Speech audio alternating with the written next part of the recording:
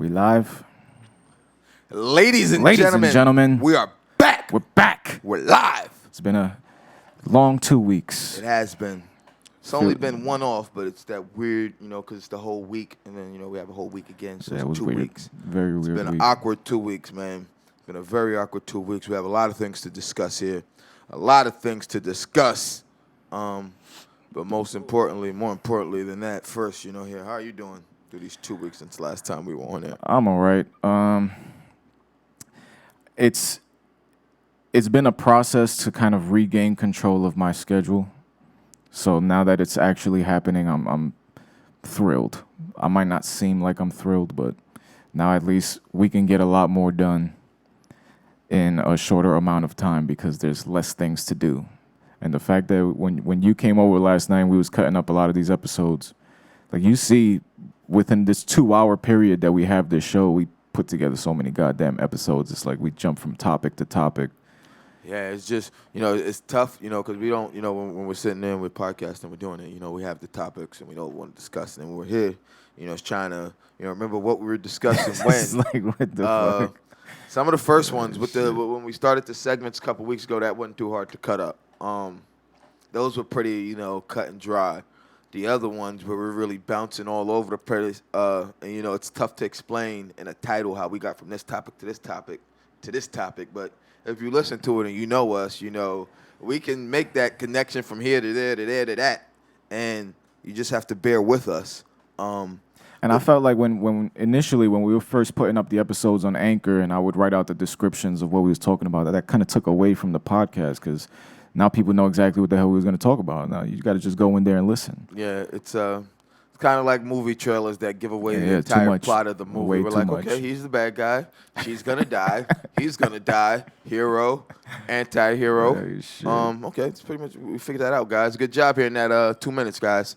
Thank you. But looking at the titles, how it just jumps from topic to topic, I think that makes it more interesting to see how the hell we segue from one to the next. Segue to segue on that, man. But it's good. It's good. Thank you, sir. I appreciate it, man. It was. Oh, you just shook. I thought you was about to bust your ass already. No, man. I have a amount of space here. Not a healthy amount, but a decent amount, man. And I got about 4 inches. I got 4 about inches off the ledge. A little less, my legs are barely under here. I'm at a weird angle on this. It's there's potential for something going viral here, so I'm not gonna do it on purpose. You know me naturally. I am not the most coordinated person. We've been doing radio since 2012, and we're gonna be known for falling off the stage. That's what we're gonna be known for. The guy who fell off the stage. Fuck, we've done how many episodes live before this, before here?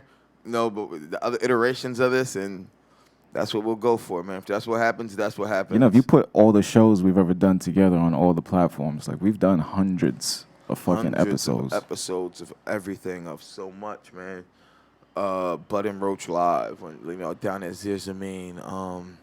When we did the interviews at Pine Box. Shout out to Job Poet, man, and Johnny G. Notar, Cassowary. Always got Cassowary. Cassowary. I forgot I know one of them is Megan Wright. She was the primary singer-songwriter, and the other one was her sister. I forgot her name. Sister. I can't remember her name. But Megan Wright went on. She started like booking venues in the city. This was, obviously years ago, but she went on to be like a prominent singer-songwriter in the city. That's good shit though, man. It's a big scene in the city, man, and a lot of people. That's why sometimes when you some of these games, like what you're hoping to do with the label. And I told you something. I remember playing some of these games back in the day that had these just obscure bands you've never heard of, but you're hearing that song, wow. And I'm thinking like an Amp 2 or Amp 3. You remember, I think it wasn't Madden 2000. It was like Madden 2012 or some shit like that. When they had The Energy by Audio Vent. We are the energy. That band, 2 of the members in that band, the lead singer and the guitarist, are brothers with the lead singer and guitarist from Incubus, Brandon Boyd and Mike Einziger. That's crazy. So they made like another band. There's a bunch of family members, and the first thing they did was got a licensing deal. And everybody knew that fucking song. Like, nobody knew who they were. That's like something I can say, I noticed with sports games recently, I'll hear the same song on a couple of sports games. in like that same year or the year after. Like it might be in soccer and football this year, and then it might be in basketball and baseball that year. Like it's crazy. That's the switch that's happening right now, that people are kind of forced to play their hand this way now, because like we was talking about this yesterday. Back in the day, you put out a record or a mixtape or some shit like that, you payola the DJs as you go city to city just to have some radio support, so when you go play your show, you can make some of that money back, if not all of it back. So now that you don't have the venues opened up anymore, like the only real monetization, like the revenue stream, is streaming outside of licensing. And the majority of these people don't have like an agent that's actively looking for music directors in films and TV to actually license this shit. So now that, I was watching the NBA Finals, and every commercial break I heard the Drake song, the Drake Laugh Now, Cry Later. And I'm just laughing to myself like, yo, he's cashing a check every single time they play this shit in the fucking arena, bro. Like, that is a huge licensing deal. So that's where I want this label to go. That's I want our shit in the fucking TV, films, video games. I mean, that's Drake. That's so, and it's so hard. Like I told you, I went home. I didn't watch any of the NBA Finals yesterday. I went home and I played a little bit I caught of the the game. third quarter. I had to shave. Like I had to clean that stubble up. You know how I hate when it comes in and my barber's out of town.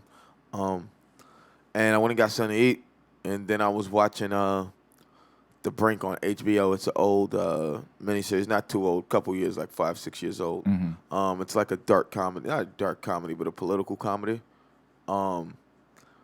Jack Black, Tim Robbins.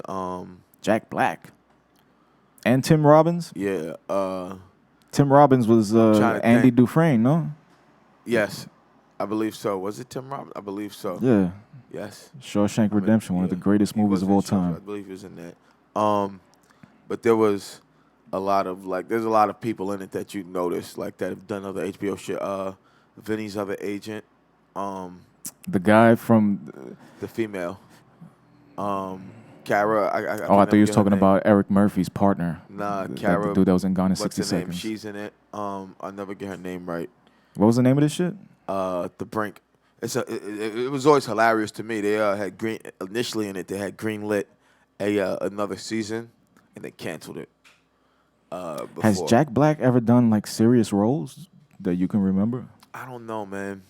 He's not too serious in that. It's kind of serious with what's going on. And like I told my dad, watching it, and people that I know that did watch it, I think that it got canceled because it maybe showed too close to how political relations go in the middle of a crisis. That these motherfuckers is really sitting there cursing at each other, hanging up the phones over petty differences, over petty squabbles, like reality. And I think they got a little too, like, it was like, nah. And Tim Robbins is hilarious as he's like he's playing Secretary of State. Like the people they have, like the guy who plays the president and the guy who plays the vice president. The vice president always squabbling back and forth. Me and B was talking the other day about like comedy actors that are not considered like comics. They're not doing stand-up and shit like that, but the comedy actors that take on serious roles. And we was talking about like Jim Carrey when he made that transition to start doing serious roles. He was killing it on that shit. But another dude, Steve Carell could fucking act. Steve Carell, nah, man. You know who could act as a serious actor, bro? And he does it on Ozarks, I told you. Jason Bateman. Yo, bro.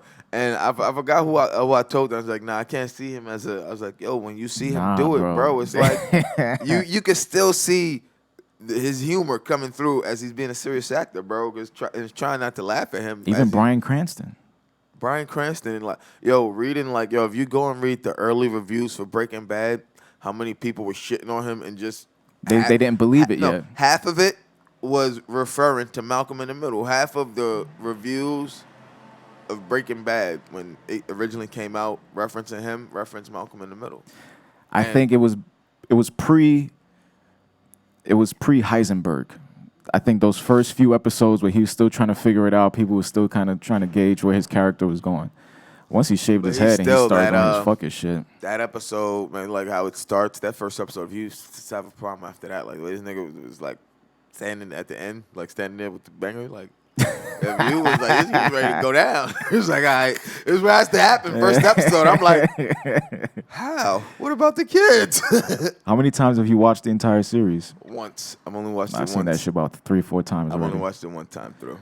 When El Camino came out, I ended up watching didn't the watch entire El series Camino. again just to watch El Camino. I didn't watch El Camino because I wanted to watch the whole series again before watching it. Like I want to watch, like I keep saying, I want to sit down and rewatch The Hunt in the Hill House so I can see like the how they say there's so many ghosts in the background you don't notice because you're paying attention to the actors in the foreground.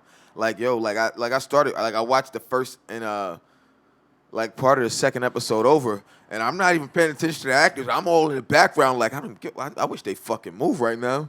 Like, like if y'all would like do something, like I'm just they're like in the to me they're in the foreground, and I'm just trying to see what's going on back there. It's like you guys just need to stop fucking moving for a second, so I can see what's going on back there. I want to understand this, and I mean I understood the show, but like when I saw that, and they're like there's so many like before they show like all the ghosts. How you don't notice that they're creeping around the house and you just don't notice it. That's why those are those shows that when you watch them back, you start seeing shit that you didn't catch the first or the second time. That's why I told my girl we rewatched all the Paranormal Activities. I only seen. I still haven't. Yo, it's like that was one time for me. That's when you watch those. Like there's points where you could see even before they went crazy with all the other technologies at the end and like the last ones. And the first one where you're not noticing it because you're paying attention to her, you're hearing the knocks, but you could see sometimes as the shadow presence is getting stronger, creeping past the door, bro. And it was a point where I noticed, I was like, yo, what the fuck is that on the floor? And I rewound it. I was like, yo, what the fuck? And then I was like, nah, I gotta rewatch this. Ran it back, and you could see you see a little bit, and as the presence gets stronger, you see the shadow just creep past the door. It's like it's fucking nuts. But these are things you don't notice, even in other movies. Like, that's why even though I've watched the like MCU movies once, where I want to watch them again, because I want to notice the things all the nerds notice in the background, all this wild shit, you know. Speaking of creepy cinema with hidden messages, let's talk about the presidential debate. Oh man, presidential debate. What do you start there? You go ahead and lead that one off. Oh man. So last Tuesday. It was last Tuesday, right? Was it last Tuesday? I think it was last Tuesday. When did we get together? Wednesday morning. Yeah, because we didn't. Yeah, so it was last Tuesday. The world got to witness the state of the United States. That's really what the world got to the State of the Union, so to speak. It was just that's what the president always gives, the State of the Union address. The world got to see the State of the Union, and I don't want to be an alarmist, but would I be wrong in saying it's kind of in shambles? It's headed towards shambles? It's really messed up. It's like it's like you see a building with a rickety foundation and scaffolding trying to protect it, and the scaffolding is rickety and like shitty, like, and you know it's not that great, and it's like, man, like things are gonna get like real and like. So there was two aspects to it. A lot of people immediately started attacking Trump for being disruptive and being Trump. And then the other aspect to it is that a lot of what Biden was saying, like, I didn't make sense. So in this situation, when we got this two-party system that we're supposed to be relying on, and one thing that I was asking myself was, why weren't there more candidates on stage? They've whittled them down to them. And like I've said, the amount of times Bernie Sanders could have run as an independent candidate and chose not to still. So then what's the point of having all these other candidates? I don't even get it, man. Like, I know, like, the Democratic field, like we said, got so big at one time. It was like 23, 26 candidates, some shit like that in that range somewhere. I don't know to be exact. And it was so many of them, and some of them made no sense. Like, you had Mike Bloomberg jump in so late thinking I'm just going to throw money at this and, you know, think I can get it. He wasted, I think, almost, they say $250 million, $500 million almost in a couple months trying to. And essentially everyone's campaign has just been, I'm not him. And while, That's it. A lot of people were tired of him, like the popular vote showed they didn't want him. Calling him a clown on stage, all types of shit. Just shut up, bro. Like it's not good from either side, bro. Either side, like, and people are cheering it, and it looks fucking crazy, bro. Once he said it, I was like, great, it's an amazing soundbite. They're gonna chew you up for sinking to his level. Some people are gonna applaud it. Other people are gonna say you should have. Really, I hate to admit it. It would. Some people are gonna say it would have made him look weak. I would have just kept shrugging my shoulders. Like, what do you want from me? Like, you won't let me speak. I was watching it with Brenna. Prove him to be like. She looked at me and she goes, "Obama wouldn't have done that. Obama would not have told him to shut up. He wouldn't have called him a clown. He would have just outclassed him. He would have let him keep yelling and screaming and let him. He'd have stopped when he did And I'm not even an Obama guy. You know me. I mean, he would have asked the moderator. He's like, "Do I get that time that he interrupted me back? Yeah, it's like, not, come on, you gotta." I'm okay with it, but and honestly, and I'm pretty sure at some point it's a fucking debate. He would have stopped the answering the questions and talked about the form of the debate. And it's like, this is why we can't, And it was more than anything. It was a fucking spectacle, man. And it was a spectacle. And Perfect the entire word. And I've been saying this for so long, circus man. act. The only people that think America is still this shining beacon of hope in the world are Americans. Really, man. If the last few months, let alone the last few years, haven't changed their mind, naive Americans, and I mean all America. I feel like a majority of Americans are naive to the facts of their country and the way I won't say their country, our country. A lot of Americans are naive to the fact the way our country is viewed around the world, especially our military. The very strong arm of the military. The way things happen. The way American people are blind to a lot of other things going on in the world unless they're told, hey, look here and pay attention to this right now by their media. A lot of people aren't aware to things going on in the world. Did you hear that Trump is pretty much holding the next stimulus checks hostage until after election? Yeah, I saw that. I saw something about that yesterday. He said we'll resume talks after I win. Yeah, after I win. He's like, but I was talking to my dad. It's like, you want to resume that? Like, he's like, nah, I'm not giving you this unless I win. And it's essentially, you motherfuckers better vote me in. You want a stimulus check? It's like yeah. I'll give you $1,200 if you vote for me. Yeah. And there's people that are like so desperate. Yo, you ain't giving it up till we vote for him, man. Like, what do we do? Waiting on that stimulus. Gonna be waiting a long time. Yeah.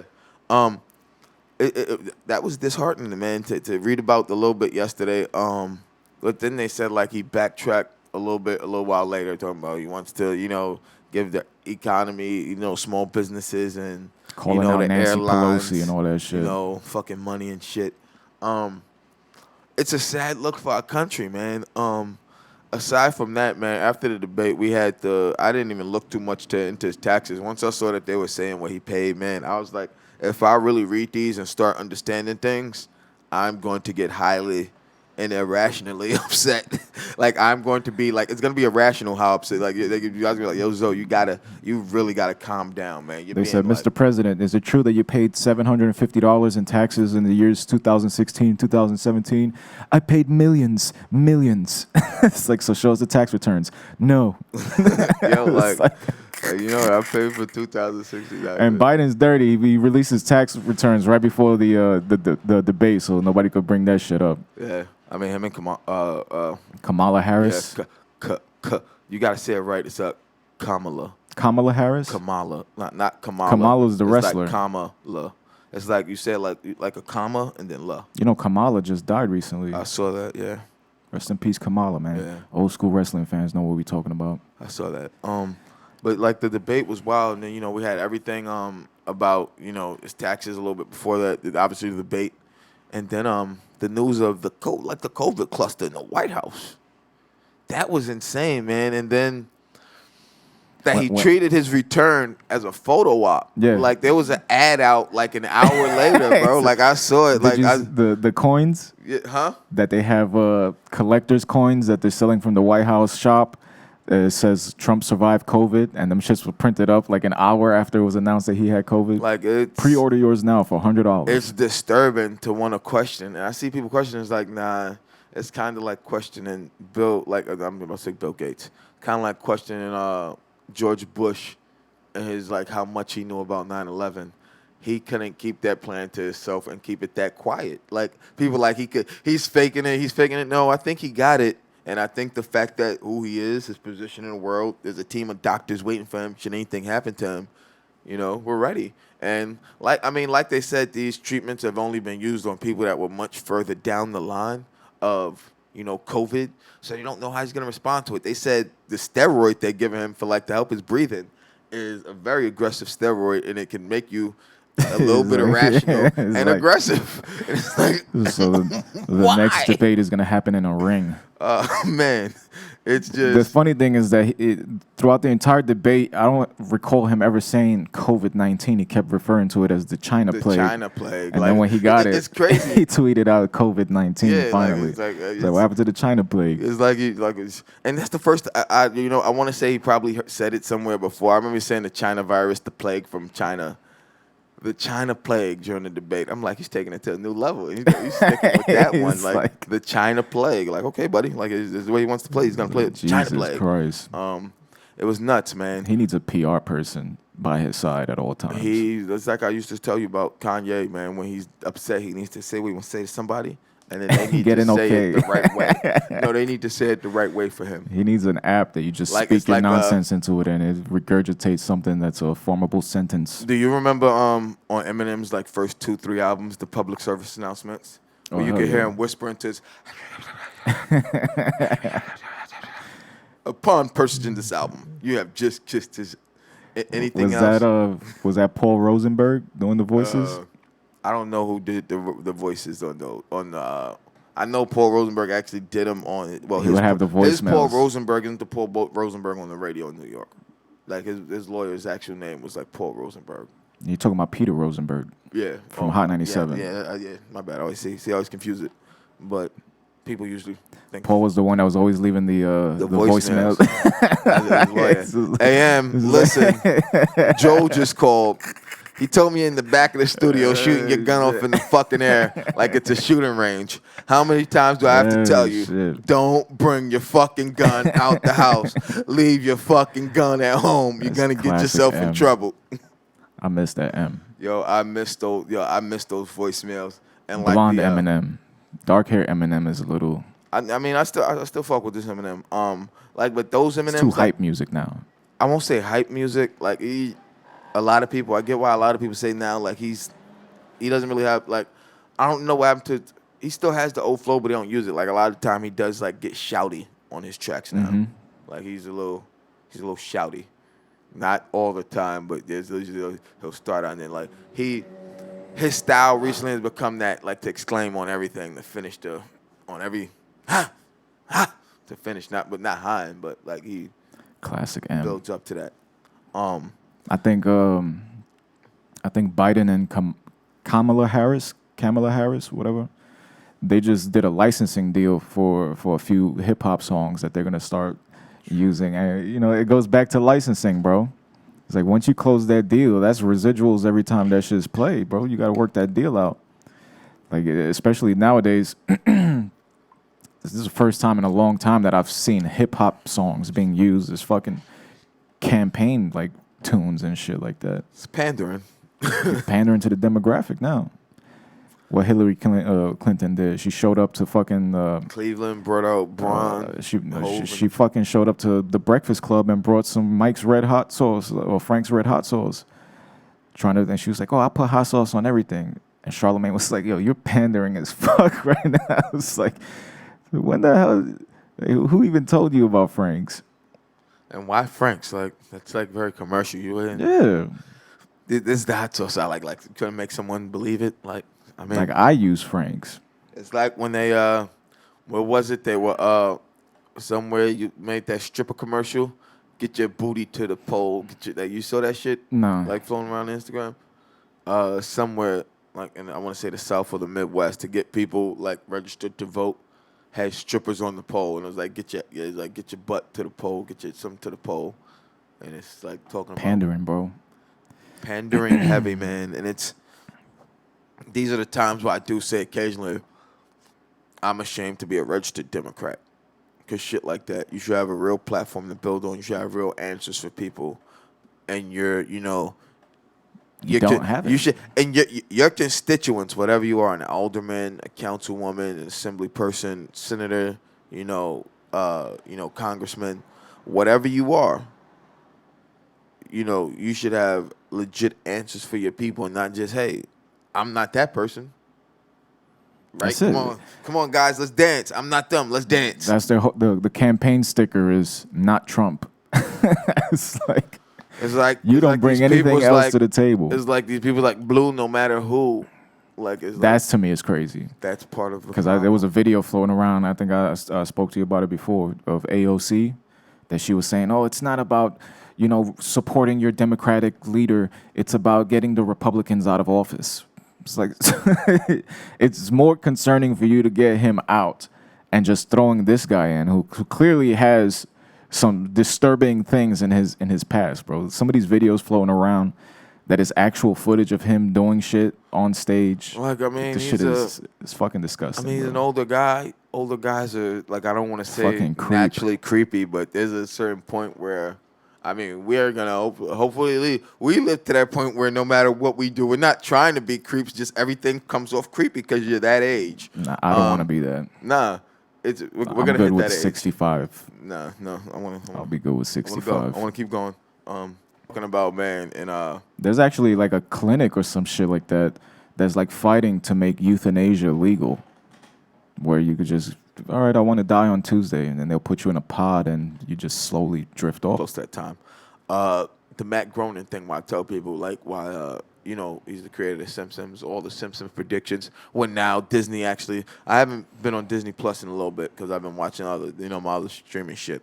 But last time I saw it, they had the Simpsons predictions collection.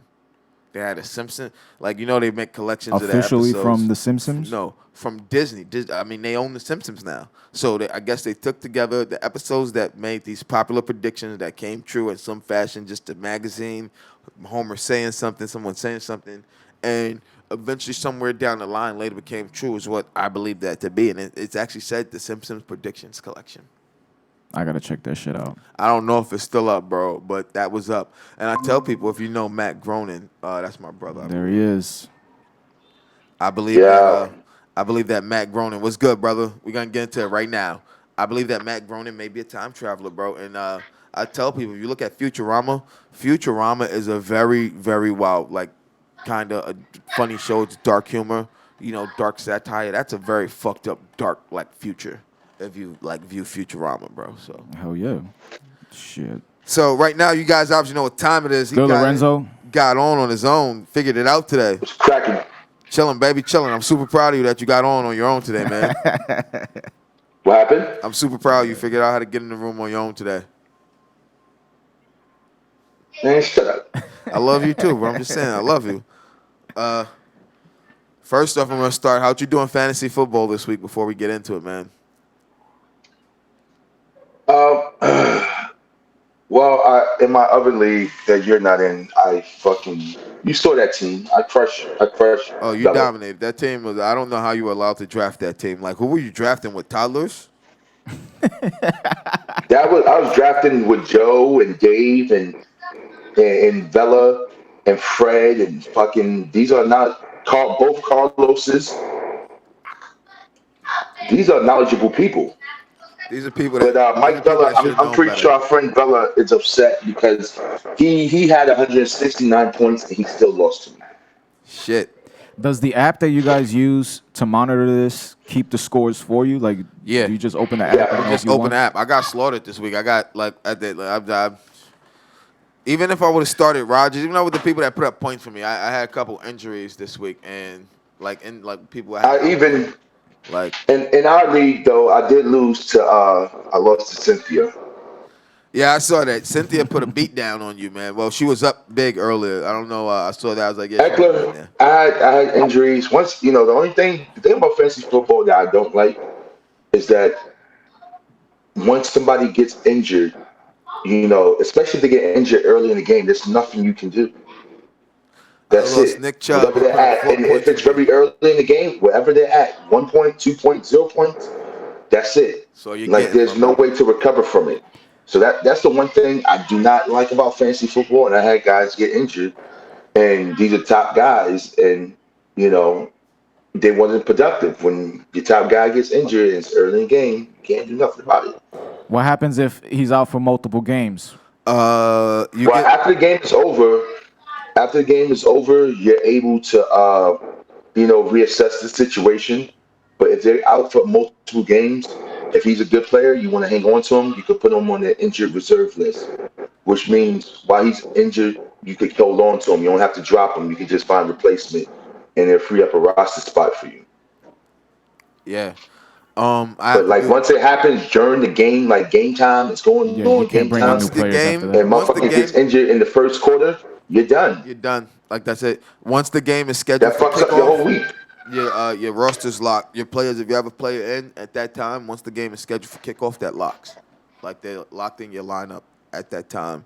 If you don't get I anyone think in at that time, if they're on your bench, they're locked to your bench. You can't get them up on your lineup. Like the only way to do it I would be your think commissioner, and a lot of commissioners don't do that.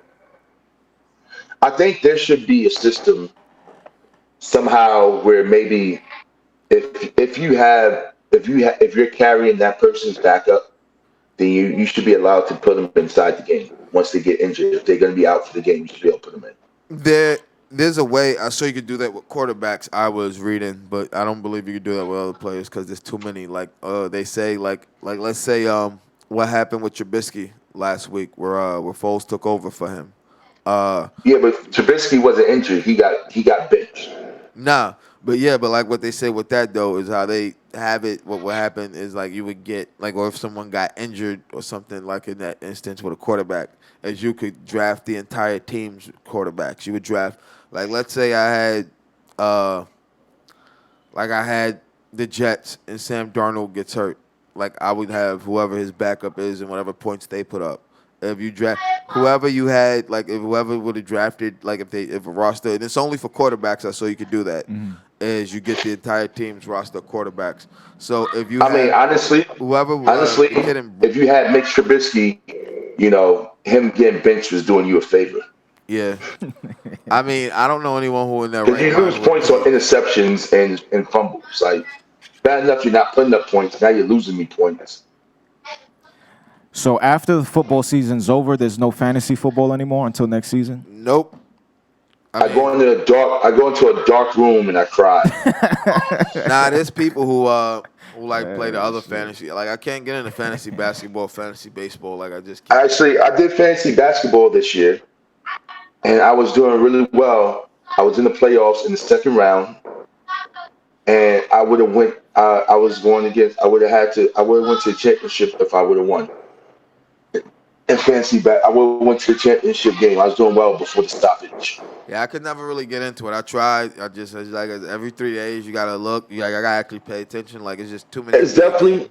I It enjoy. definitely takes a little more time, but I'm sorry. If I could, I would shoot fantasy football intravenously. You've said that, man. Like I've said before, that's troubling. You've said that once before, and I've told you once I before. That's struggle. Shit. I quite troubling. struggle. I struggle when football's not around. I struggle. Like that's a special thing for You me. Like need I that love shit. fantasy football. I mean, but while you're You know what I sitting mean? here, man, did you see the news this morning that Stephon Gilmore tested positive for COVID-19? That the That's a Patriot. New England Patriots not practicing. I So saw that now two it's more gonna make Titans things tested weird, positive. huh? I saw that two more Titans tested positive. This is crazy. The NFL, I mean, I think they're gonna They're have not in a to. bubble. No, NFL teams aren't in a bubble. Like they're saying now, there was rumors they were discussing quite possibly some of the teams like going into hotels to be in bubbles and having them all travel in a bus together and travel back to hotels and shit. But like in all the cities, they don't know if they'll be able to do it. There was rumors after this because I mean the NFL, like I said in the beginning, if there's one sport that will do any and everything to get their games played, regardless, because they don't want to give back money to their partners that they're gonna lose on commercials, advertising, and all of that, is the NFL. The Shield comes before everything, and the Shield is gonna get their games played Sunday, come hell or high water. And guess what? They're the hell in the high water. Yeah, they could have both, and they're still gonna get the fucking game played.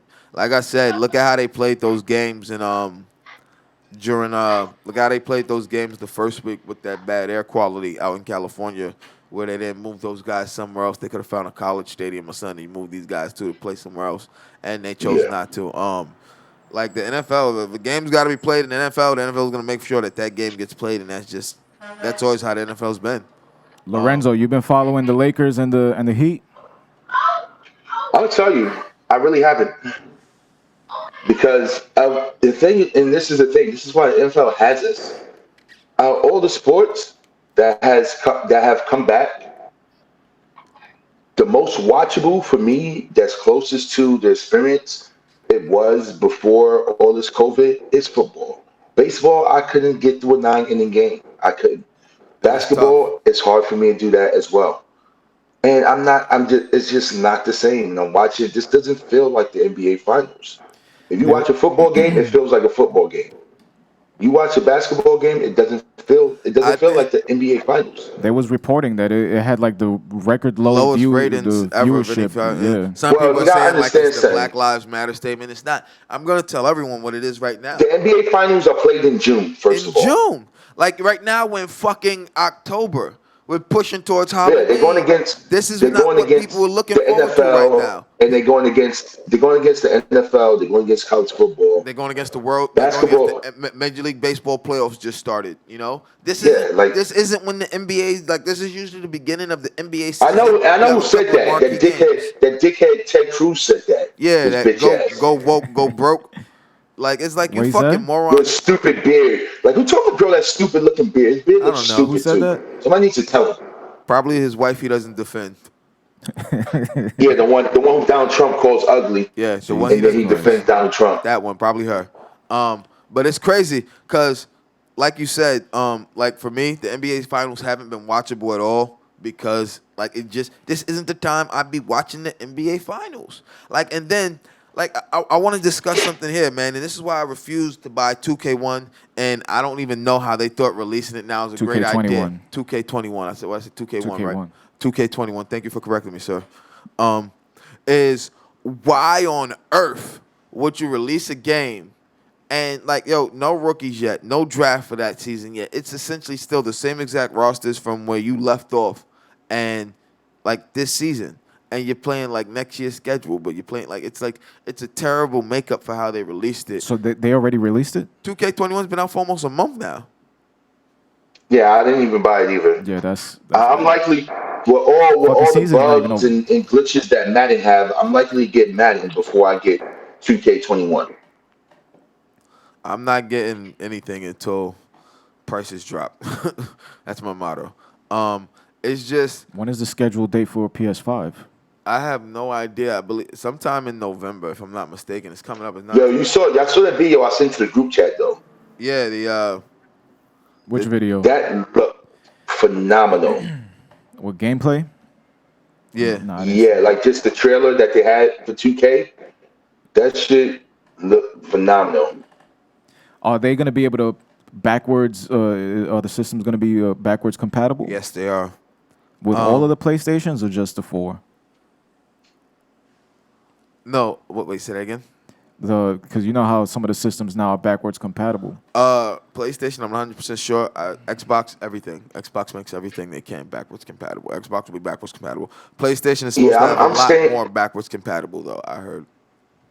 I'm staying with my PlayStation 4 because I know this year, like, you know, I know that the Xbox is gonna be releasing this shit like right on schedule with on par with theirs.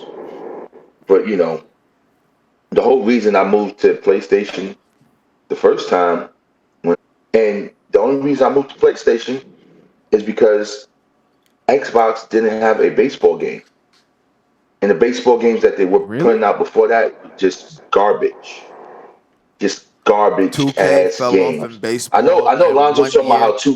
how 2K21 is sucks. No, imagine that times 10 sucking. Yo, they fell That's off the way in their baseball baseball. games Their were every 1 year year in difference Lamar. from it being an amazing game and competing with MLB The Show. And I was actually I was playing about to ask both. you about the show because that was like one of the last Yeah. baseball games that I saw was like prominent. That is the prominent. That's the only baseball game out right now. Really, it's a Hey, baseball you hear simulation me? game. When you get off the phone, I'm probably gonna play that shit now. Yo, 2K like they dug them like, and it's just I don't know how they went from it being such an amazing game to where it went so fast graphically, gameplay. What like I remember when you guys all were still playing it when I was like, no, I'm not getting that shit. I'm getting the show because I have PS3 in the house, and you guys all had Xboxes, and you guys all kept buying 2K baseball. And it's like, nah, man. I remember Daddy brought it It because he was wanted good to for play a with you guys, while. and he did. It was The one with Ray Edge on the cover was the best one. 2K8. That was the last one. What about the difference between Xbox and PlayStation in terms of online play? Like, that's been like a big issue. Everybody's telling me that it's better on Xbox. These people telling me it's better on PlayStation. It depends on how you prefer to play the game, man. It really does, man. My reason, and I thought about it, actually, I was gonna upgrade my PlayStation 5 last year.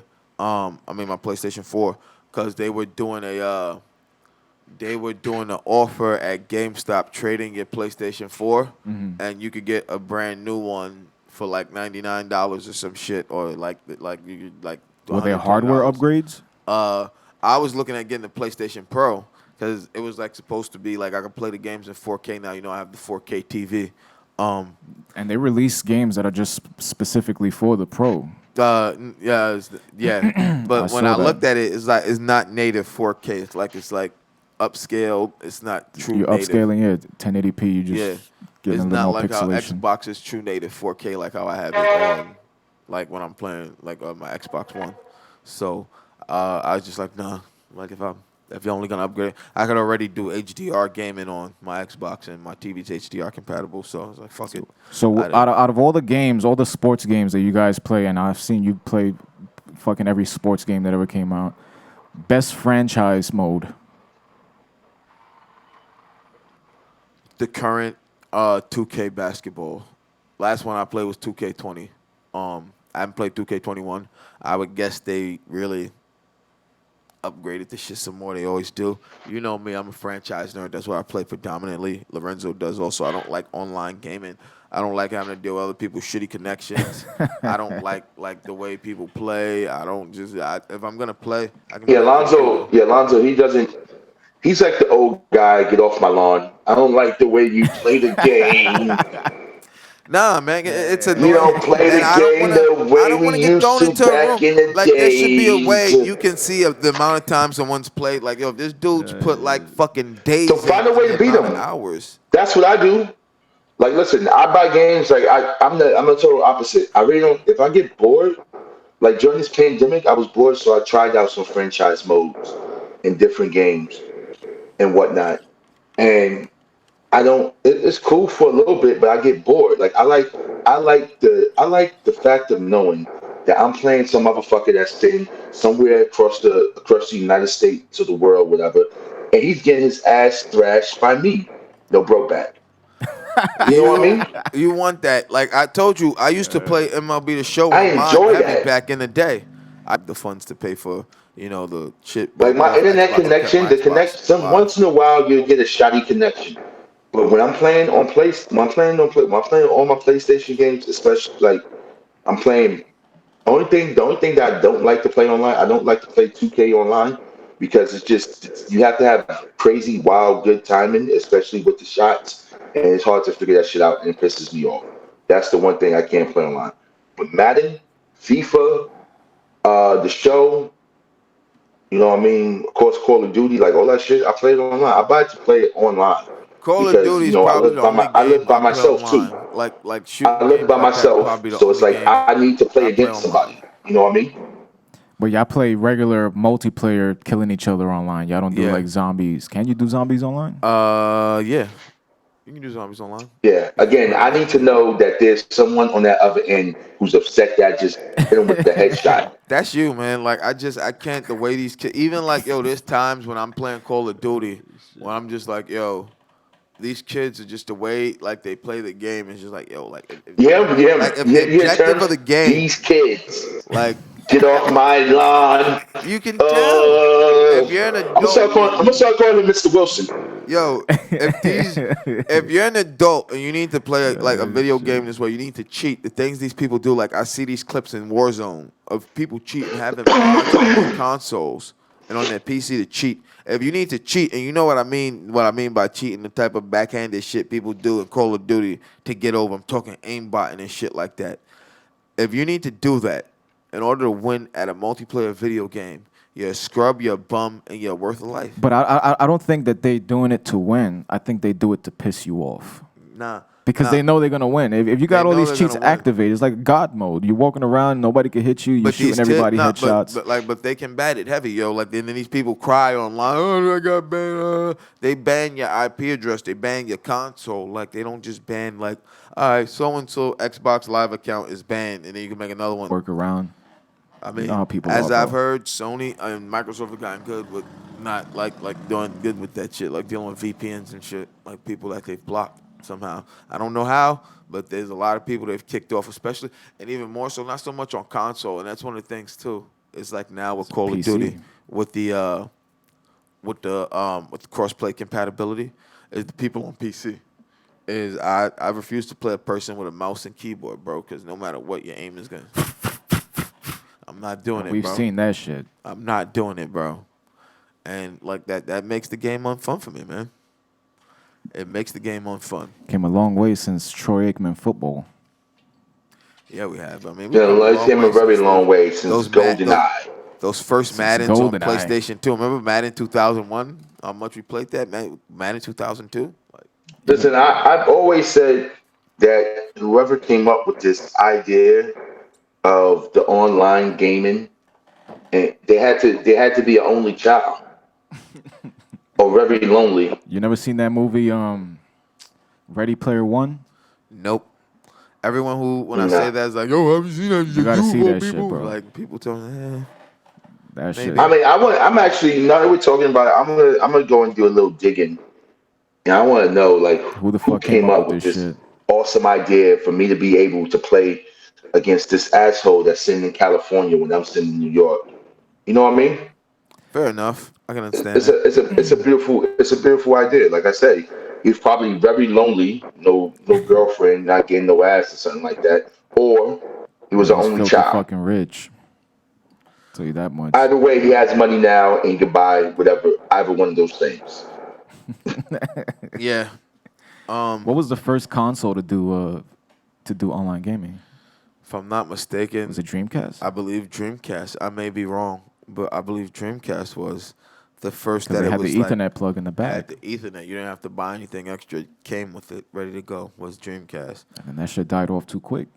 They PS2 was handled online some play, right? things with it.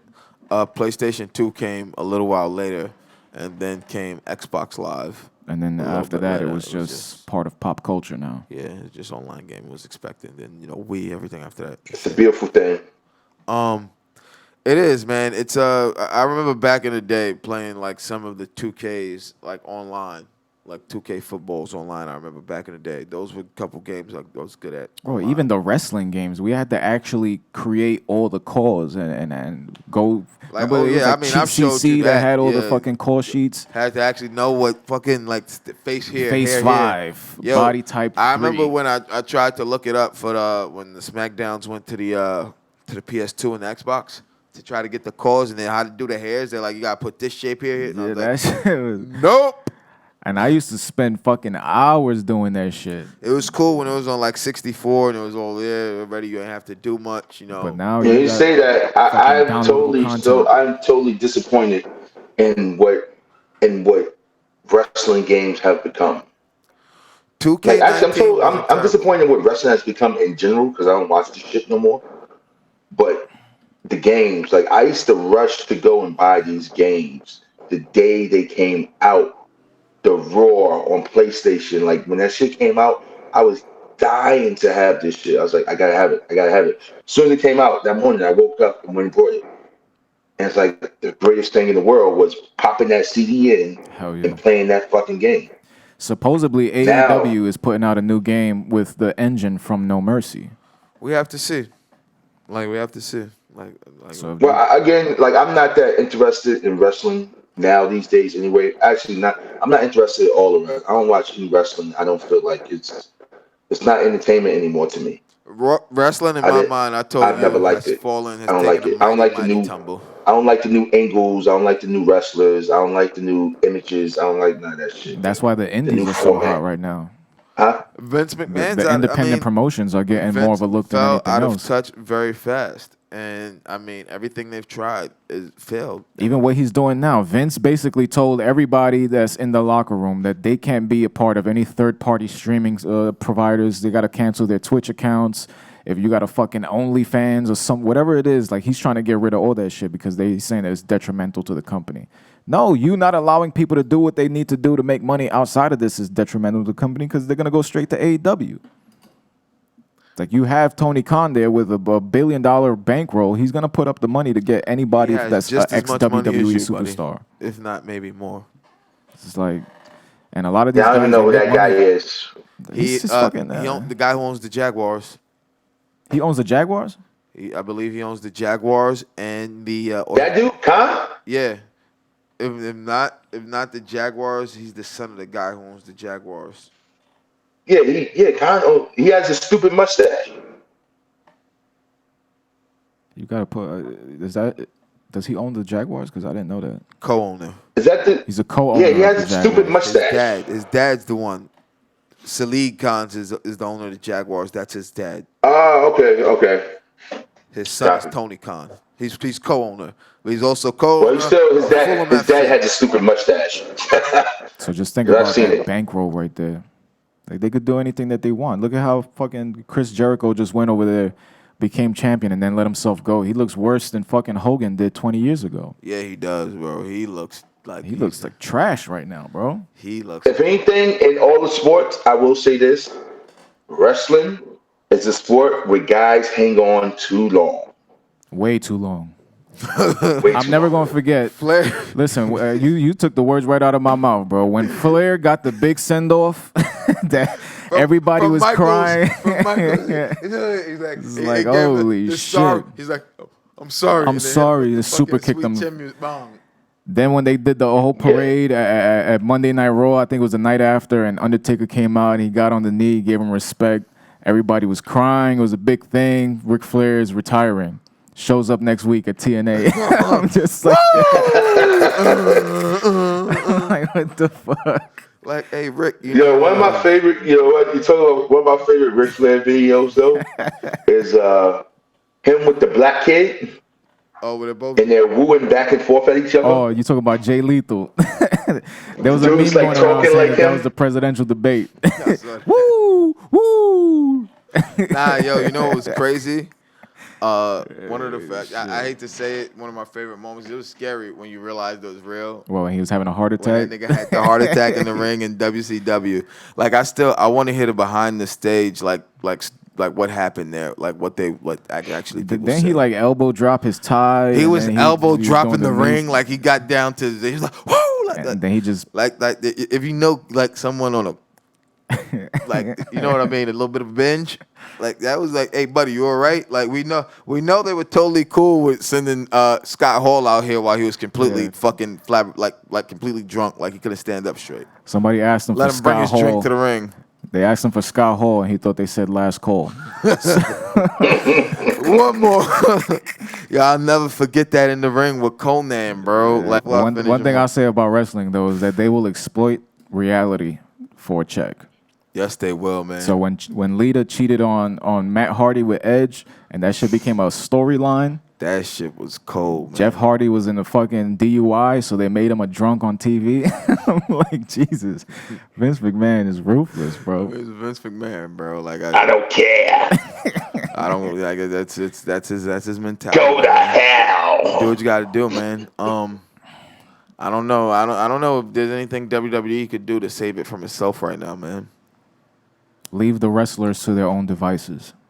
Let them make money on Twitch so that when they're not in that bubble for SmackDown or Raw, whatever show it is, that they can at least earn a living. Because now it's not like before. You had house shows. You had different fucking places. A lot of the Make-A-Wish shit. Who the fuck is going to go do that shit now? Everybody's petrified to go outside without a mask. I mean, so it's like, nobody's even really doing anything like that right now. I don't think yet either. Still. Yeah, bro. I mean, again, wrestling. I don't care about wrestling. If there was no wrestling ever again, then it wouldn't bother me. Damn. Like I think we lived That's through blasphemy, the bro. golden age of wrestling. and I always keep those I memories. do feel like we I gotta lived through take the him to an greatest indie show. eras of wrestling. We gotta take him to an indie show. I've been to an indie show with you before. Seeing an indie show, it's like, wow, man. I remember, like, man, like this is wrestling. Like, I'm not gonna. I'm not even gonna lie. Like I can't like indie shows. I've never been to one, but it's like to me, like it's sort of like it's not to like disrespect people, but it's like sort of like watching like AAA baseball or the WNBA. The product isn't what I mean up to par with what you're used to seeing, and it's like I'm expecting. I look at it like, nah, that's not really. No, I can't. No. Yeah, but you gotta look at it like this too. A lot of the wrestlers from back in the day that we grew up watching, they worked the indie circuit. So at least one big time wrestler from back in the day is gonna work at any given indie show. So like when I took Cheese for his birthday a few years back, I got us tickets to go see House of Glory in Queens. The Hardys headlined, and they came out. They was within 5 feet from us, bro. I paid $25 for those tickets, so we got to see the Hardys like up close and personal. And to me, that shit was hot. That shit was dope. So we're not gonna get the same production quality as WWE, but at least the show you get to see it a lot closer than you would if you did fucking nosebleed seats at MSG. like people love the indie scene. Like people love the indie scene when it comes to wrestling. I've come to notice that. I've come to realize that. I just WWE's been in such a sad state for so long, man. We've agreed with it. It's just. But I feel like people, because the WWE sucks now, it's like wrestling sucks. Because WWE for all these years was the wrestling company. But it's like what Specialty said that day when he was here, man. I think today might be like I don't know much about wrestling, but be the first time, or be the first like wow, or the first era where like wrestlers don't want to go to. They make more money in the indies now. They don't want to go to WWE. Like make it like people. Too It used many to be like restrictions, to too. make it as a wrestler was to make it WCW, ECW, WWE. Now it's only WWE. AEW. Does TNA still exist? TNA still exists. And TNA. But when Specialty was here, we was going back and forth on whether or not WWE were 1099. And they are 1099. So if you're an independent contractor the same way you are in the indie scene, but you have all of these stipulations as to what you can do within your contract because you're going to have X amount of TV time if you get any TV time at all, because a lot of these guys just stay in the back. Or they got them behind the fucking gate as an audience member and shit like that. So if you really want to go out there and make money, you can make your own merch on Teespring. You can book your own shows. You can do a lot of the shit that these guys are doing, and they're making fucking, at least 6 figures a year doing that shit without Vince McMahon. I mean, I think that's what it is. Vince McMahon sees that there's so much you can do by yourself without needing him. He's not getting a cut of that 6 figures. That's the whole thing. That's more than anything. Is Vince wants McMahon So getting a cut of that 6 figures. it's sort of like the music industry for rappers. You can either sign with a big label and you could get Jay Jerkin niggas, or you could go Exactly. indie, go to Koch, and do your own promo and drop your own albums whenever you want to. But it's that level of freedom that actually allows people, if you stick with it, to generate income for yourself. Like, But it's kind of honestly, it's kind of like what we were saying the other day though when we were talking about it. Well, actually, when I was at your house the other day, when I told you I saw that clip with the Chance the Rapper shit, where he was like he made $6 million so far off selling those 3 hats, bro. You know what I'm saying? More money than he's made probably touring. and I told Like you all that the shit. story that I knew about Troy Ave. Every time I was in the studio with Troy Ave, when I was at Perfect Storm, he always had, everybody in his crew had cups with the logo of his label on it, BSB. So in every video that he shot, everybody was sipping out of a BSB cup. And then he packaged it, started selling the cups on his website to his fans, and he made more money off of the cups than he did on the music because he had that freedom. And now if you sign to a major label and they'd be like, you can't do any merchandising without our approval. We're going to have to get, especially with these 360 deals, they're going to take half of that shit. So everybody got to do it their own way now. You got the tools. Fucking do it. Word, that shit you showed me yesterday was wild, bro. And you know what's even wilder, what's even crazier is while I was listening to music before I left the crib, bro, I was listening to Pandora. I had it on Infant Sorrow radio, the fake band from Get 'Em to the Greek, and the dude from and 2 Lonely Island songs came up. Fucking I'm on a boat and I just had sex. 2 of them shits came up, bro. I'm like, nigga, if this ain't a message or a I'm on a signal, boat. bro. Like I was like, I'm if on this a ain't a boat. message or a fucking signal for us, bro. Like that shit was wild. I was dying. But yeah, man. Lorenzo, sir, I want to thank you for coming on, sitting down here with us and having this conversation. Wasn't really too much sports. We talked a little bit We about did sports. sports. Wrestling is still a sport. Yeah, go ahead, let the people know where they can follow you if they want to follow you, hear anything from you, any of your weird views, see your shitty memes you like stealing from people. Wait, what you said? What was that last part? If they want to see any of your memes that you like stealing from people. Did you hear me better there, All right, Skip? so before I leave, let's talk about this guy. This guy, yo, Alex, you see it in He the group wants his chat, bro. credits. Yo, Yo, because Alex, I don't share you that see it in many the group memes. chat. Can I get How a you mad? Did you create? Are you the creator of this meme? Nah, but I'm the one who found that meme. I curated that meme. So you know what I'm saying? So he I should stole get a it. little bit of credit. He stole it from someone else, Listen. and you stole it from him. I steal memes from everybody, bro. I know you do, bro. That's why I stopped sending memes. I send Alex memes That's all the cool. time. I send my girl memes a lot. I stopped sending the group chat memes unless I'm cool with losing it. Because you don't ever give me credit, son. And that hurts me. Not even This a guy tag. holds memes close to his heart. I Like- do. I have so many It's weird. gems I didn't Like, get to send to it's the group weird, chat. bro. Like, Because it's I knew weird. you was going to post it and not even give credit. He finds a meme, then he stares at it on his phone, and he feels proud. I laugh Yeah. really hard at it. I laugh real hard to myself. He's like, everybody's gonna love this one. Yes, And then Dylan. Lorenzo posted first. Like, there was a Right. meme. I should have sent them that meme that I showed you and Brennan yesterday because I know none of y'all would have got it in the group chat. And any of the group chats, any of them would really got it. Yeah. But yeah, he really, when it comes to these memes, this guy's just like, bro, I just want a little bit of just a credit. meme. I just want a little bit of credit, man. I don't think that's too much to ask for. It's a little bit of credit. Not even in the description. Just tag him. This nigga wants me to add him in every meme that I found that are taken from. I ain't saying all of them. You don't even got to add him. Just be like, yo, stole this from the little bro. Like, little bro with a gym again. That's all I want, bro. That's all. Why? You ain't gotta Why add He you wants need recognition. that? Goddamn Yo, when I see a funny meme. Are you Donald Trump? Do you need that type of adulation? No, I'm You not, need that man. ego No, stroke, I'm that not. adulation? But I would appreciate it when I give you something that makes you laugh that you reshare. So, yo, when I reshare something, there's a story behind it. Hey, I usually shit. post, if I post a meme, which I rarely even reshare. Nigga, ain't no story behind it. I'm just pumping those things out, bro. Nah, man.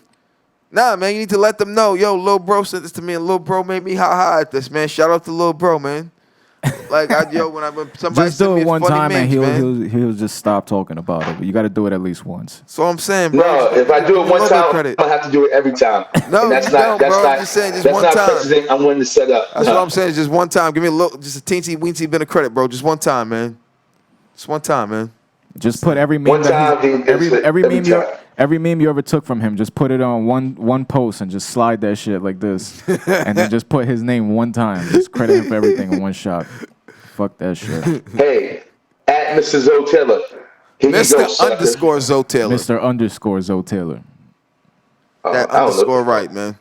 At least should not like Nook, who changes his handle every 3 months. Yo, there's times I Went think from he might Blu-ray be to in 4K. Yo, I try to tag that motherfucker in the picture. I'm like, Don't what the fuck he changed it to this time? don't even bother, bro. Yeah, man. But yo, I want to thank you for coming on, sitting in with us here, brother. I appreciate you. I love you. I'll see you soon. You coming by the house this weekend, right?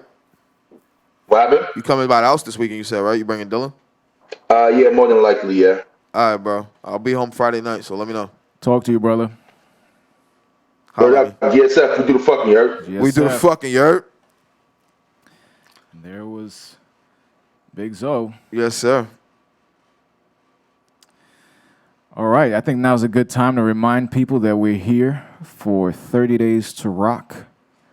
Fall 2020, of course, started September 22nd all the way through December 21st.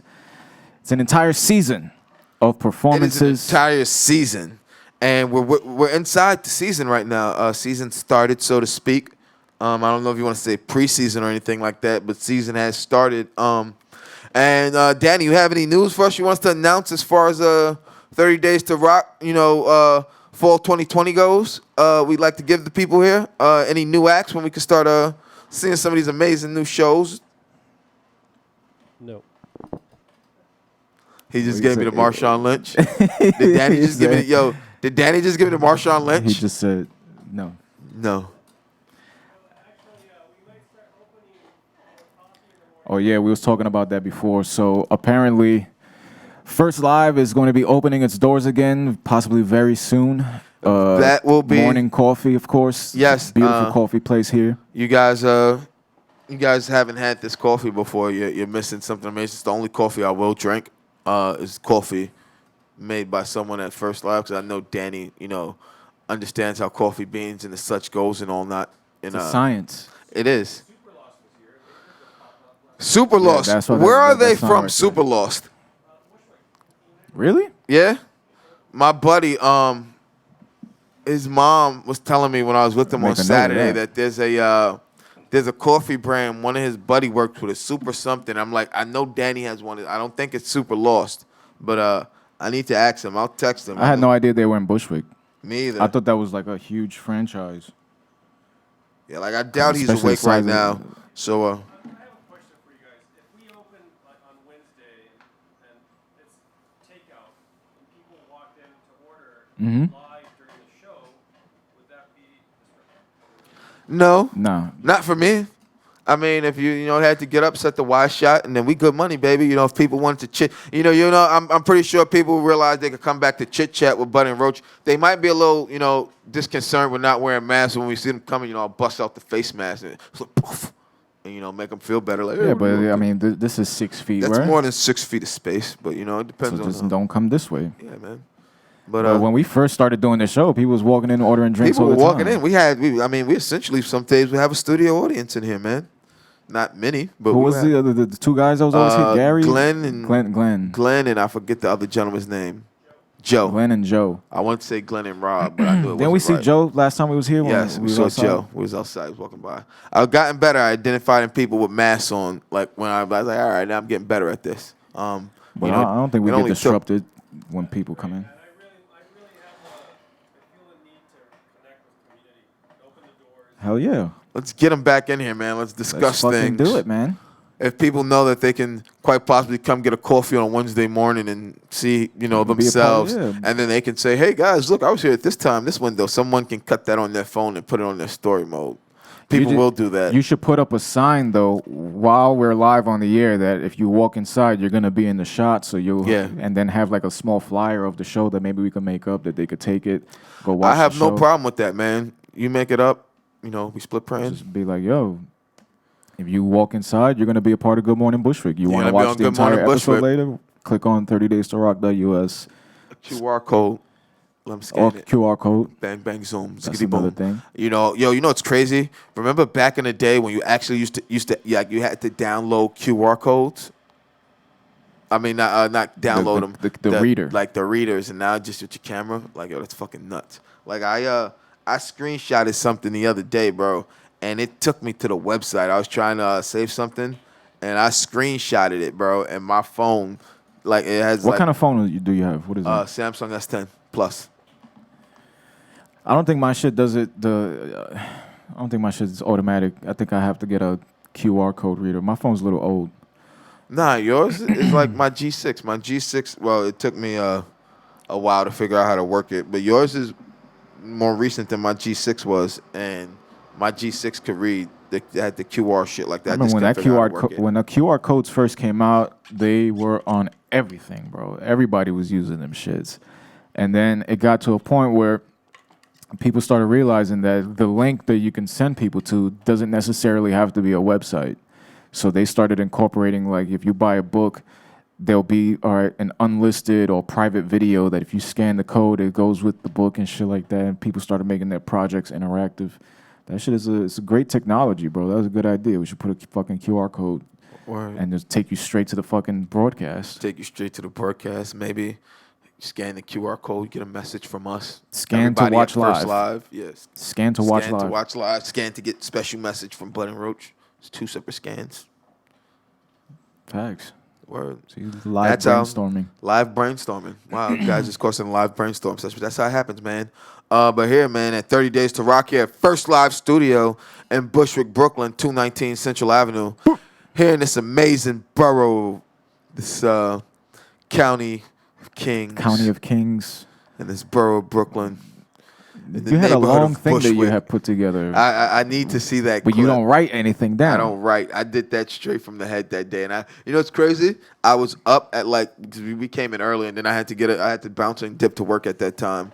I was up so early and that coffee had me wired. That's what got me. I kept doing it that whole, but you haven't, you didn't cut that one. I haven't heard the whole one I did. But it was like a whole, like Game of Thrones whole. It was a whole fucking, yeah. Like, next time was it live? Like I did it. We weren't live. We were recording. We were recording and putting them up for the podcast. The little 10-minute joints we're doing on the gram. Episode.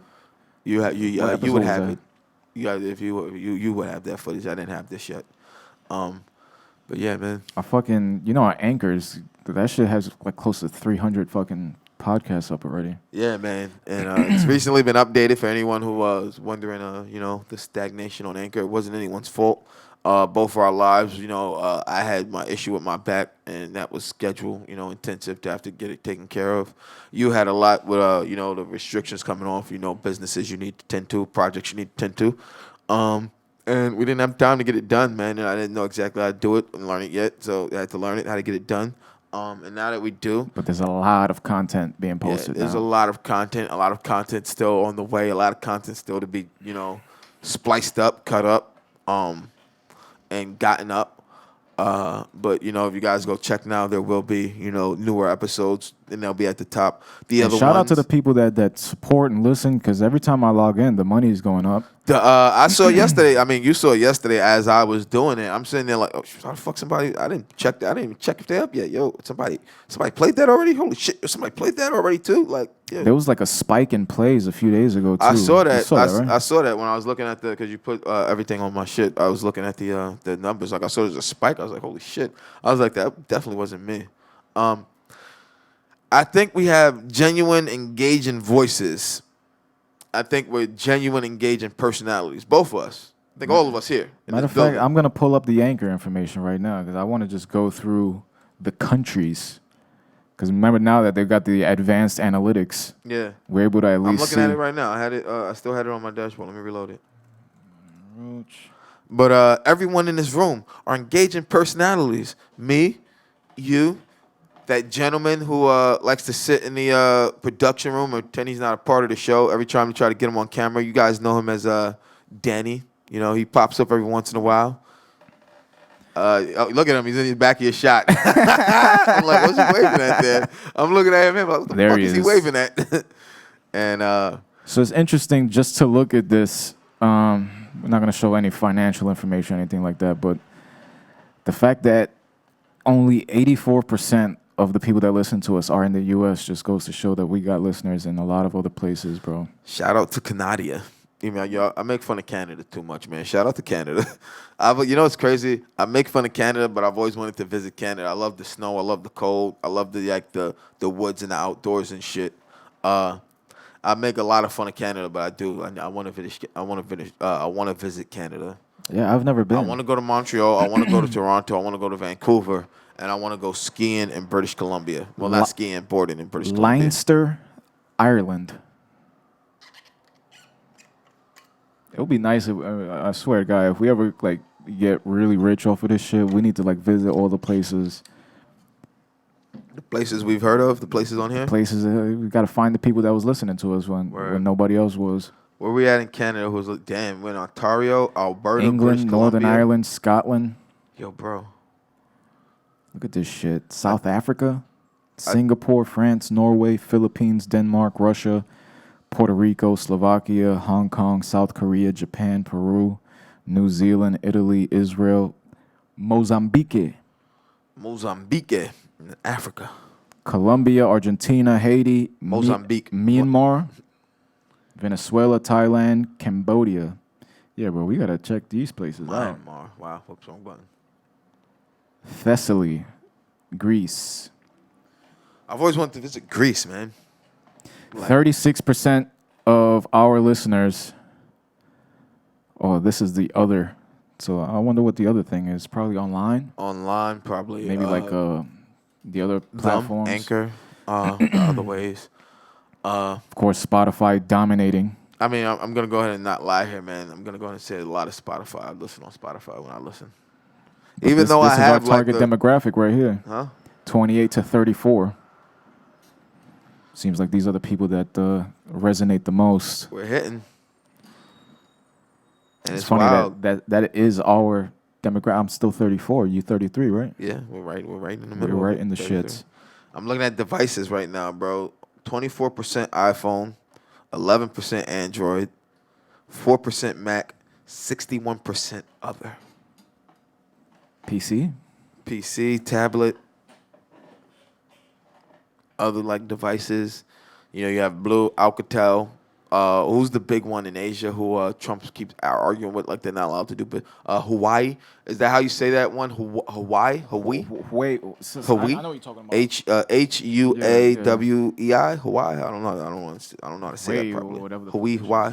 I believe it's Hawaii. If I'm not Hawaii, but Hawaii. Hawaii. If I'm not saying Hua, maybe. But this is wild. Looking at this list, man. Looking at all these places. 74% males listen to us. I can figure that.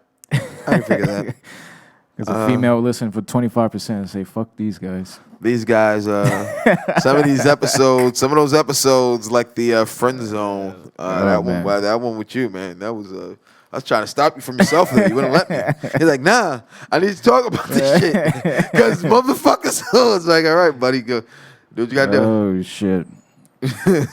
I mean, we got some classics up there. Yeah, some real classics up there, man. Like the Ronda Rousey arguments up there.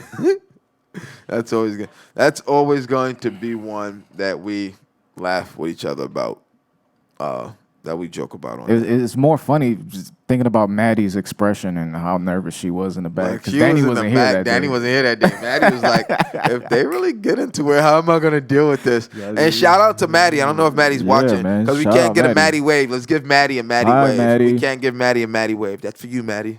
Hope you're watching out there. We got to put this clip up. Tag her. I think her name is Mad Hats. Yeah, Mad Hatter.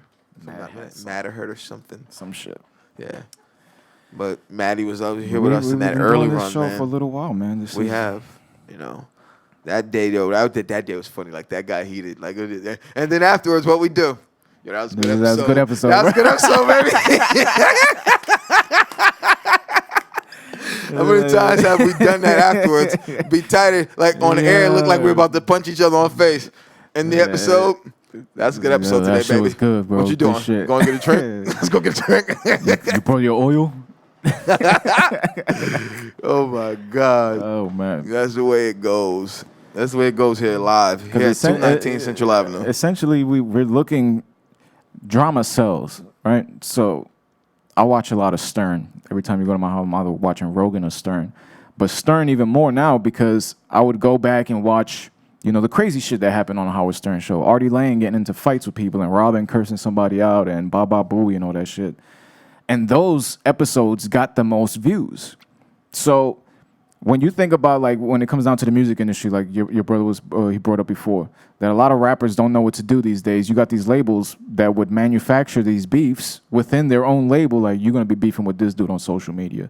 And everybody knows within the label that the shit is fake. But to the public, everybody's just like, yo, these people really beefing. Let me start following this shit. So if we got a fake beef on the show, then we're going to fake beef on the show. I don't think we should have said we're going to have fake beef on the show because I think we could have maybe played a real beef off, put really good, and had some real tension if we hadn't said this. Yeah, but part of this right here, this ain't going to make it to Anchor. You have to go watch this episode live in 4K to get this part. It's like, yeah, this one's going to be off the grid. This one's going to be, this part's going to be obviously missing from this argument. But that'd be hilarious, man. Could you imagine, like, viewing the tension of us, like, on air of us, like, if we were just speaking monotone, no inflections, like, cutting each other off, like that would be. It's like, no, I don't agree with you, Zoe, and this is why. No, I don't agree with you, Alex, and this is why. Like, no, motherfucker, you shut the fuck up. This shit just, You got this shit everybody. just rapidly deteriorate, and Danny's actually in there. And imagine if we don't let Danny know what's going on, Yeah. and he's just in the back We like. got to tip him off. Now we got to do it the day that Edric is here. See what he does. That's how Danny's in on it. Danny's like, hey, listen, I have to go take care of something today. Can you engineer? Hey, shit. And we just explode. Edric's gonna be here like, yo, something's going on. It's like, Danny, I need you. If you can get here, It's like, Danny, what do I do in this? He's like, just keep filming. do the reality TV reunion cuts on the episode. We got to make sure that we get into a little tussle and they have the PTZ set up so they could just follow us around. Just gonna have a beef end up in the street and shit like that.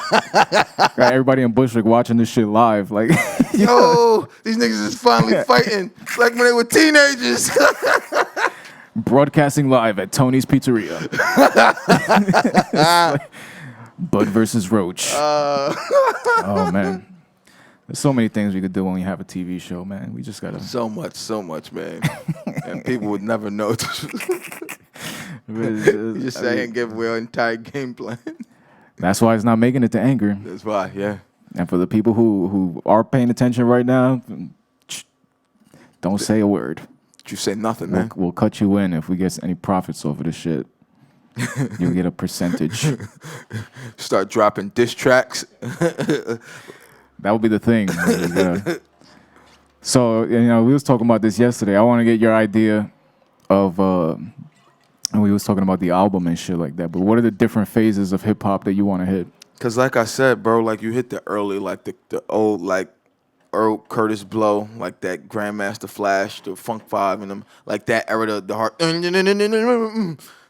And you, like, Some like, of those beats we was listening to yesterday. those beats were like, you get those old beats. Official. You have that era. Then you have like the, as it became a bit more in the 80s party, like, you have the gangster rap, West Coast era, obviously. The So, 90s Danny, boom bap era. Essentially, me and Zoe, we're putting out a hip-hop album.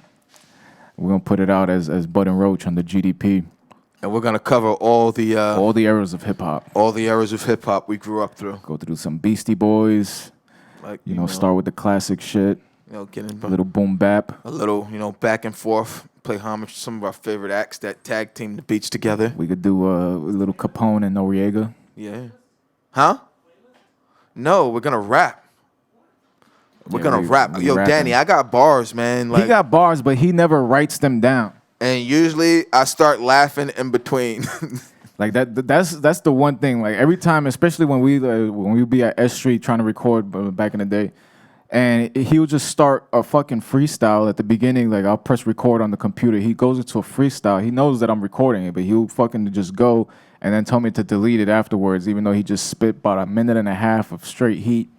But he doesn't write. He don't write shit down. And then he keeps laughing when he fucking raps. Like he doesn't even believe that he's doing it. It's like, how is this? You would have the next 3 bars already in your head while you're spitting the first bar, and then you just start rattling off these rhymes, and I'm just looking at you like, this nigga don't even fucking voice record himself. Like, at least voice record it. We discussed it last night. I said I would start doing it, right? Like, You have to, bro. And when we put in that 4K camera in your face for a music video, you better not have no cheese smiles on your face. I'm gonna have this smile right here. You're going to look like Chris Tucker when he was in a music video with Michael Jackson. I can't believe I'm doing this, Mike. I finally got it. It's like, I finally got it, Mike. shit, bro. That's one thing. When you got the music video thing is a lot different. Yeah, like what you was telling me yesterday about how they did the Otis video. I would have never known that. I would have thought they just slowed down the regular movements and shit. But like how you explained. Oh, yeah. So there's this effect that they use on Otis, on the video for Otis from Watch the Throne. That was on Watch the Throne, Watch right? the Throne, yeah. The Jay-Z, Kanye. So they were rapping. It looked like they sped up the song to like 1.5 the speed. And then they had everybody rap the song. Was that him? Oh, that was outside. Nah, that's outside. They basically sped the song up to like 1.5 speed and then shot everything in like, it had to be like 120 frames a second because that shit was smooth. But then when they slowed the footage down, they're rapping on beat, on course with the song perfectly, but everything around them is moving extra slow motion. And there's little things like that. I think we can do that with the Black Magic. I think that's one of the Yeah. functions.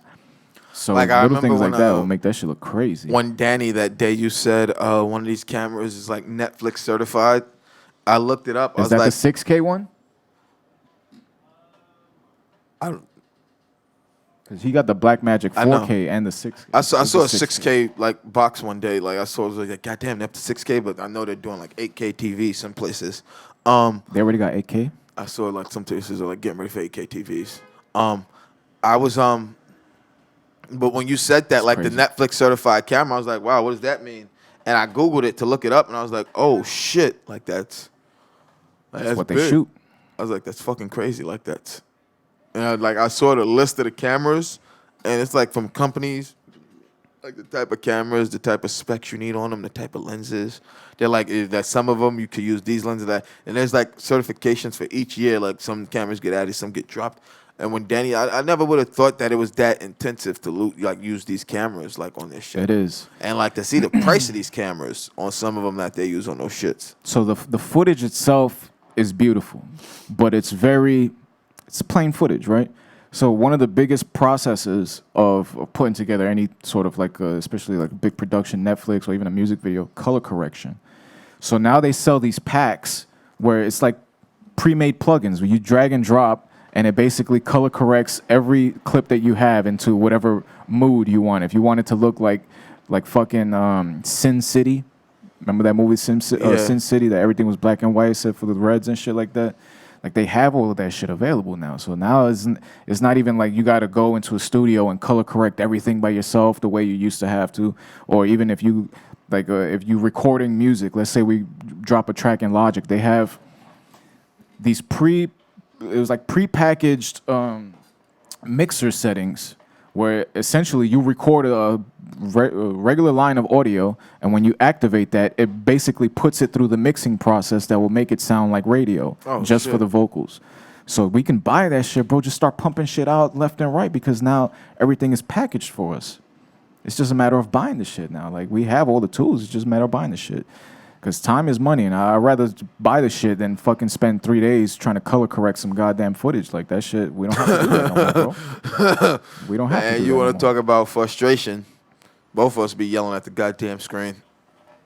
And you know me, I already yell at the screen every fucking day. I remember when I shot the video for Alcohol, we used it was a regular Canon camera. And I remember I did the cut, but I was looking at all the footage after the cut, and it was still grainy, and it didn't look legit. Yeah. So I had to figure out a way around that shit, and I highlighted everything on the video chain, on the timeline. I created a compound clip, which made everything into one file. It was just one straight cut. I duplicated it, and I added a blur to that duplicate, and then I overlaid the blur on top of the original one. So it gave it this strong color and then a little blurry effect around that shit, and that people thought it was like a legit camera. It was a bullshit camera. So a lot of the shit that we do, it ends up in post that we have to do it. But now that we have all of these fucking shops that everybody's doing third-party plugins and you could just easily drag and drop shit, now's the time to start taking advantage of this shit, bro. Word. Yes, we do, man. Yes, we do. Like I told you, I can't keep writing that notebook. That's gonna be just my scrap notebook for like when I'm working on shit like what I do here. But I'll buy an actual, like I told you, like seeing Chappelle with his notebook during that special made me know I needed one. I just, it's me. I procrastinate on certain things. Not everything. There's certain things I go charging head forward in that I know I got to take care of. And there's other things I just sit and, I procrastinate. I was like, I could have done something. I got to call you out on something, though. What did I do? So you just said you was going to have the book like Chappelle did on his last special. But I remember a time when we were still doing, we were trying to do some stand-up at Pine Box. And one of the guys I'm went not up, taking the book on stage. No. That's what I was going to say. No, I'd never do that. No. Chappelle did that night. But he earned his stripes already. He's more than He's a fucking allowed comedian. to do that. And you could tell he was trying to line up his thoughts that was, you see how raw it was, the emotion of it. He was just getting thoughts out. He needed that. Chappelle's not going to take a book up on stage and still get lost and need the whole joke written there for him to know what he has to say.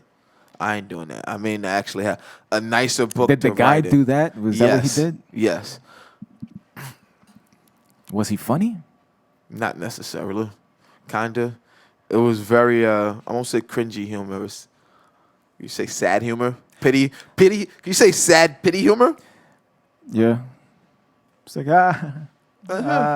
cute. Kinda, yeah. I feel bad for you guys. The only person that I saw that killed that room was Casey Salengo. And Casey went on. Then he like started doing like some big shit. Like he did Letterman, like he did one of those 2 minute Letterman spots before now. Fucking Casey Salengo. Because the other people there, we're not going to say names, but that is not my kind of humor, bro. There was too much silliness. It was a lot of silly, not enough comedy. There's one thing to try to be funny on stage. There's another thing to have jokes. They didn't have jokes. It was just a lot of, hey, look at me, I'm drunk, I'm stupid. I'm on stage. I'm on stage, I got a microphone. And, those are the ones that get, frustrated at not achieving shit, It's like, why is nobody liking my comedy? Like, because you didn't write it. You didn't write it. You can't steal the words off a meme and try to post it as a status. Were you there when I did my set the first time that I tried? Yeah. You were funny. I laughed. Like, Bro, you said some funny shit. But I wrote everything out. Like, I had everything written. I was rehearsing that shit. I was trying to get my timing down. Then I went on stage and I just fucking blanked. I remember half of what I wrote, and then the other half I was just trying to like fill up the time. My biggest fear is getting up there. But I drew a fucking blank, bro. Like, there were times I went up, I got the laughs I wanted. There's times, me, I have to build it. I'm a steady crescendo to it. It's not just, I don't get up and it's funny. Like, I get there and then it's and then again. Like, I'm crescendoing. Like, you know your punchline. You just have to be concise in how you get to it. Because I have to not laugh before I get to it. Yeah. Laughing at your own jokes in a stand-up when no one else is laughing. It's like, well, at least I'll make myself laugh. You know who's one of my favorite comedians of all time? He's fucking dead, but Mitch Hedberg. Just one-liners. No segues. It's like literally everything. And he would just have a Rolodex of 200, 300 one-liners that he wrote. And he would just have them shits in his mind. Joe Rogan was talking about him the other day, I think with Artie Lang. It might have been like a year ago, and I watched it the other day. And they was trying to figure out how it was that he could remember what jokes he said if every single one of his jokes is a one-liner and he's doing hour sets. Some people just have it. Like, if you see that clip of... and he would go on stage on heroin. Yeah. If you see that clip of Amon Shumpert talking about LeBron, his level of preparation for basketball, for the game. And he's like, yo, one day, like, we playing, and he's like, yo, I played for this dude. Like, one day he comes in, he's like, yo, they just hired this new defensive coach. They're going to play us this way when you run baseline. He's telling me, I played for him at a camp when I was like 14 years old. He's talking about Bron. And he's talking about, like, the way, like, his level of preparation, like, yo, like, when they do this, he's like, I gave him that shot there because when you shoot that shot from that spot, he's 17%. And look, he missed it, right? But every closeout, he's telling them where to close out. And he's like, yo, one day I threw him the ball, and the whole time not even looking, telling me, if he follows you, you go this way. And he's like, all in, like, a couple seconds, telling Tristan, JR, which way to go. All while he gets the ball. He's like, hey, I get the ball. Like, he gets the ball. He's like telling me, he's telling JR where to go spot. He's like, yo, he cuts, you go there. He don't cut, you come this way and curl back. I'm sorry. You come back and curl this way. And might have fucked up my shot. No, I didn't. I caught the microphone. I didn't hit the lens. Microphone. It's like he's telling him, a little too like, hype, LeBron. Like, but he's telling him, like, how he, like, just the way he's telling everybody cut. He's telling Kevin Love, like, what a spot. He's like, I see this man, like, he gets a pass and with no, like, behind the back length of the court, like, and he's talking about, like, that level of preparation. There's people that just have that skill to, like, know and, like, remembrance for shit they do. Like, you think of, like, comedians who don't go out and do the same jokes, tell the same jokes, like, and we've seen people tell the same joke for weeks. They was talking about. I'm keep going back to Rogan because I watch a lot of Rogan, but on there they was talking about. I think it was Rogan and Anthony Jeselnik. They was talking about when they would go to the comedy room out in L.A. and surprise comics would show up and they'll put them on stage and they'll end up doing 6-hour sets. God damn. Eddie Griffin. A 6-hour set? Eddie Griffin would get there at 10 o'clock at night and be done by 3:30 in the morning. And then they were like, all right, the next comic. It's like everybody fucking left. Like, what are you talking about? So the fact that people go out there, another person they were saying was, I think Damon Wayans. He was another one that he would just go out there and do hours and hours, and he wouldn't even care if he was funny. He's just on stage with the mic, and he'll get a few laughs and shit like that. But when you work out in public, it's like going to a gym if you're skinny. You're just working out in public, and you're just kind of like everyone's seeing you work your shit out, as opposed to going on stage and having a polished 10 minutes where you absolutely fucking kill, and you didn't need 6 hours of just fucking segues. That's the difference between niggas that write and niggas that don't. It was like, Yeah. I mean, but some people writing's tough. Like I said, man, like writing's always been tough for me. Though I can write, like it's not the most easiest thing to come to me. You also know I have a very scattered mind most times. Like you also know I have a very, very, very short attention span, and like it's a struggle. Like because of that, those two reasons mainly, and. all right, so we're about 20 minutes out. It's already 11:40. Last week, that thing happened, and we didn't get to address it on mic. So if you want to talk about what happened with Breonna Taylor, to close out the show. Yeah, obviously. I think you've had some time to gather your thoughts. I mean, I've had some time to sit on it, man. And I told you, man, that was one of the first times through all of this, with everything that's happened, with everything that's going on as a result of that was, like, the way, like I told you, like, that was the first time I could say out of everything that's happened as a result, like, these last few years with all this shit. And like I said, it's fucked up to say as a person living in this country that that this is something I've seen my whole life. You know, this is something that's not new to me, dealing with this, you know. And the news, it's wild because we have the clip that day with Lorenzo when he was on, when, you know, we were talking about it a few hours beforehand. It was like a couple days beforehand when they declared the state of emergency. They started setting up all the barricades, blocking shit off. You know, like essentially they knew what Like, was why coming. would you set all that shit up if... And we said it then and there. And you would think, you know, that would prepare you for that level of news coming at you like that. And even still, like, and then to hear, you know, it's all right. There's been times we haven't gotten what's expected. You know, the justice that you would expect, not there. And it wasn't this type of a gut punch. It didn't hurt this much.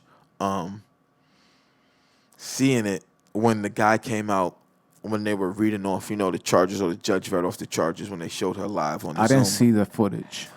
But seeing when they read off the charges and then he explained it, and, you know, Was there a crowd reaction? No. There was no crowd. It was a Zoom call, like the judge on Zoom, like the jurors on Zoom. Like they weren't together. And then the dude had his press conference, like, indoors at the court or whatever. He didn't do it outdoors. There was a reaction, obviously, when the news came out. They started marching in Louisville. But, like, you charge him with 3 counts, what they say, wanton endangerment, which is essentially reckless endangerment, no Of the care. neighbor, right? Yeah, for the neighbors, where the bullets went through, everything. There's so many questions, you know. They were saying, he said he never, you know, suggested the homicide charges or even manslaughter, any type of charges like that. The people say it never came up. The grand juror who asked, you know, for the tapes to be released because now they fear for their safety, and they feel that,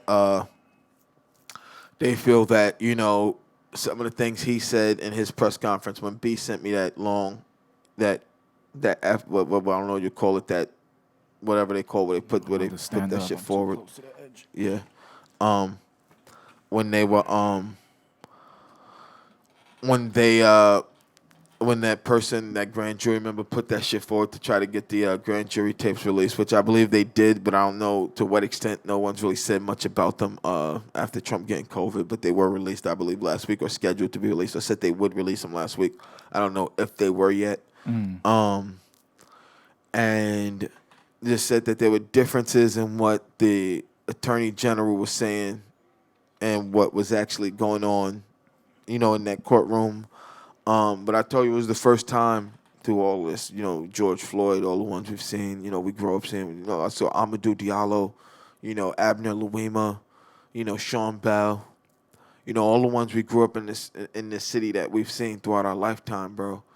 And that was the first time something made me cry, bro. Like I broke down. Like I told you, the first time I honestly felt like sitting there looking at it like my life in this country didn't matter as a black person. As like there's no reconciling that feeling. I've gotten better since that day, obviously. That's why I told you That was take a few days. Nah, but that was like this feeling's still here, bro. Cause like how do you like it's like the justification, people trying to make justifications for it, after the fact, and again this squirrel faced bitch after the fact. Well, here's some facts, people. Candace Owens on her little Instagram live with her fans. And to see people when they do when they do shit like that after the fact, you feel you have facts, say that beforehand. Don't say it after the fact where you can have the cherry at chipper face. We could talk all this shit and, have people that support it, chiming in, chipperly. And just the fact that people celebrated that, this cop wasn't charged with murder. Like, or it wasn't like people celebrate, like she was shot 7 times. And it's crazy in a state where you can own, a city where you can legally own a firearm with a legally owned firearm. And when they say like the guy who they say knocked, like when you have like 7 people around there say you didn't, the one person who say you did took 3 interviews before you said he did, before he said he did, 3 interviews before he agreed that you guys, you maybe identify yourself, 3 interviews, and you guys openly admitted that, 3 times before he said, I think I heard the cops. Come on, man. Like they identified themselves. Like Didn't they offer her boyfriend like a early release from prison if he said that she was involved in his drug ring? Yeah, and even still, like the dude they initially went out there looking for, he's already in custody in the in the system. They already have him. You know what I'm saying? How do you not do just a simple due diligence? And, I told my dad, like, the way it looks like you're thinking, and it says they thought she was living there by herself.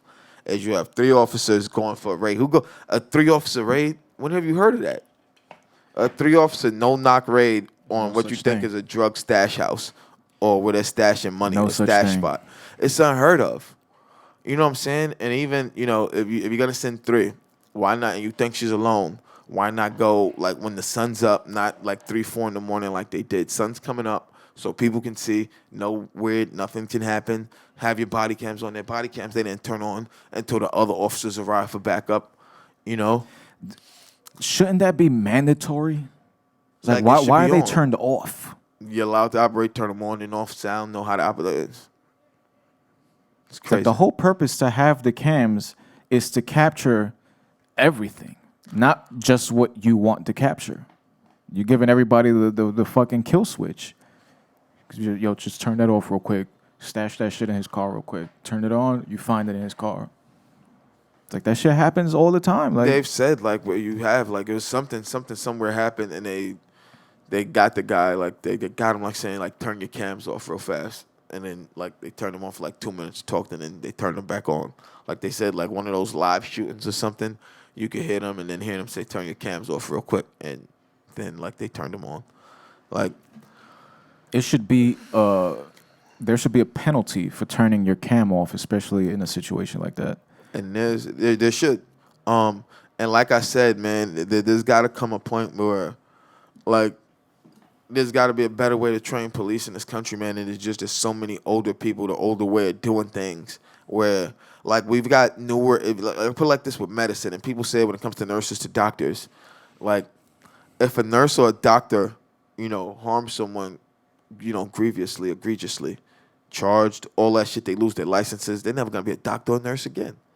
You know what I'm saying? What happened to that dude that gave Michael Jackson his medication? You know what I'm saying? These guys, and you have why can't it be the same thing for these doctors, lawyers? All these people have to go for years. These guys get 6 months to 12, 18 months top sometimes. Every once in a while you got to do a couple day refresher on something. You just got certified PT and you're done.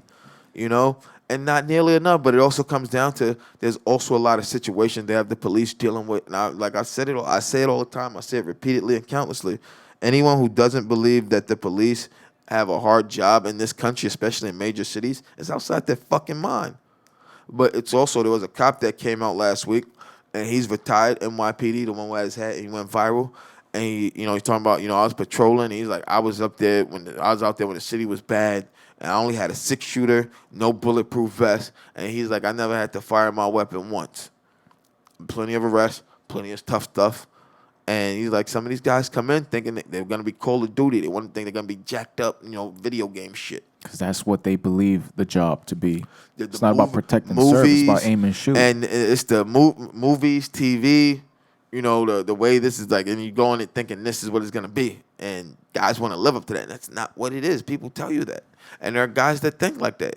And, I mean, look at what we talked about, homie, that time when dude got stopped and he was going live. Arguing with the cop, which you shouldn't have done. And I even had this talk with one of the buddies we have in our league one night when we were drinking at the DL a couple weeks ago. And we were talking about it. And it's like, yo, you're not going to win in the street with a cop. You're not going live. No. Ain't going to win for you. Like, you're going to agitate him more. Any of that. I told him, yo, God forbid, I know something's going to happen. I don't want to go. That's my big fear is going to jail. And I'm going to go. Yo, but I know I did nothing wrong. I'm cry.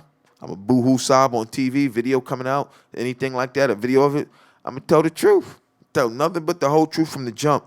If, I said something, it's me saying, all right, fuck you, a bad thing? Do I not have First Amendment right? When you see videos of cops get mad for being told, go fuck yourself, when no one's done anything and you just walk up to them and now you're upset, what they do for you even approach them? Did you see the video of the cop that got in the guy's face because he said, God bless you? He said, God bless you. He said it sarcastically, but he said, God bless you. And the cop jumped in his face, hand on his hip. It's like these dudes, you're not trained in high-pressure situations? Like, they don't put them in these situations? That's a high-pressure situation to you? Someone not liking the way you're standing there aggressively with your body with your body language, the way you approach people? Like, I want to honestly, people to honestly think about the way situations go. And I can say, have you ever, when we've been out, seen me wantonly disrespect a cop ever in our lives? Have you seen me ever do that? No. No. Every officer encounter, I seen yes, you sir. try to fight one off. Huh? When they try to get Mike from the yard. Oh, well, that was but that a was whole different story. That was a situation. That was a whole different situation. But that was the only negative. That was, yeah. But that was also justified because they had the wrong person for something he didn't do. Yeah. And I think once he realized that they had to have called on the radio, that's why he threw us all like he did. And even that, 4 large people got shoved in. Like, dude, what's in your pre-workout? Like they say, like I saw someone say something cocaine. I follow, like I told you, I follow a couple of those Reddit threads, like that repost shit on the gram, some of those threads, and read through them.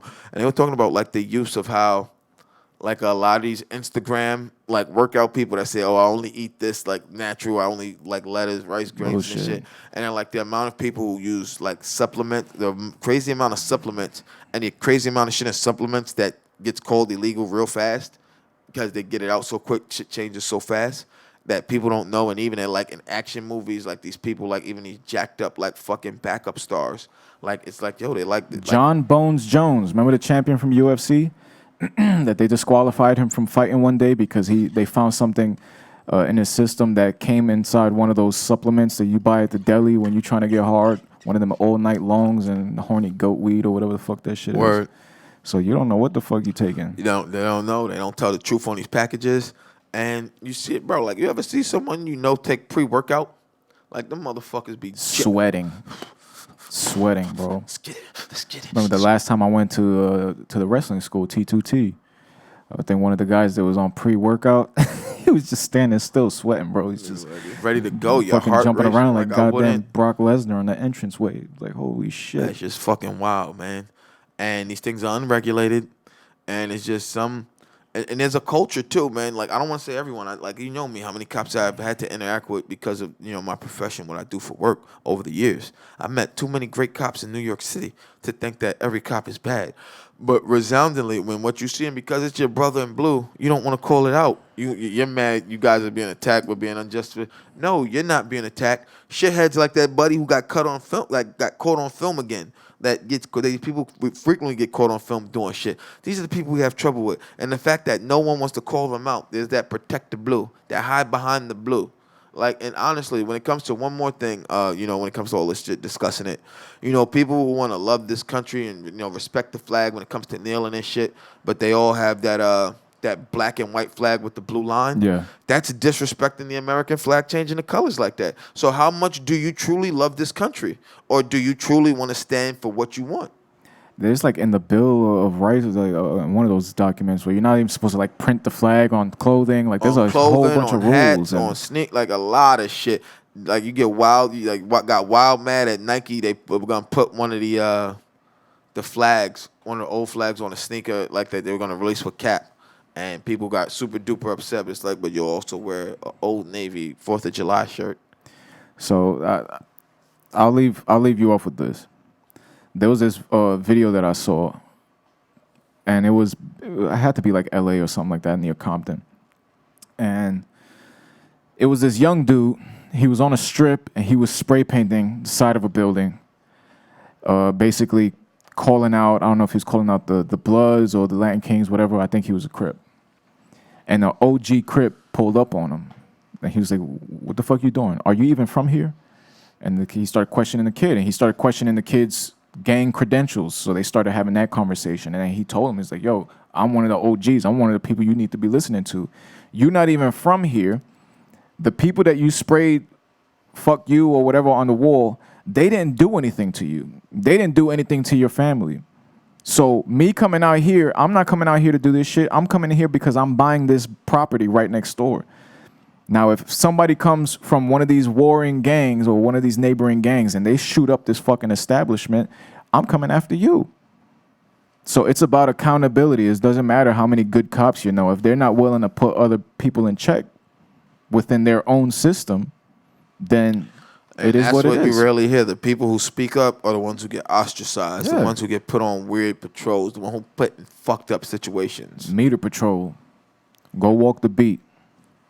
Go Like, do something, but you're not going If you speak up because you're... I thought they was about to get us.